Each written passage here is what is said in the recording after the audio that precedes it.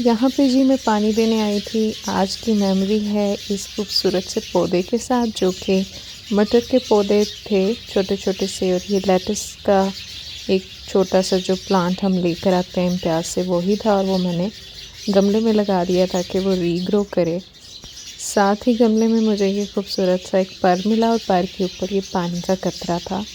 तो इसको मैं कैप्चर कर रही हूँ। खूबसूरत ये इससे 100 गुना ज़्यादा लग रहा था जितना कैमरे में लग रहा है। लेकिन ये पर की मैं देख रही थी कि कैसे वाटर प्रूफ अल्लाह ताला ने इसको बनाया हुआ है कि उसके ऊपर ठहरा हुआ है। सो इसी के सिनेमैटिक से आगे कुछ उसको आप इंजॉय करें, साथ चिड़ियों का चहचहाना इस वीडियो के साथ ही।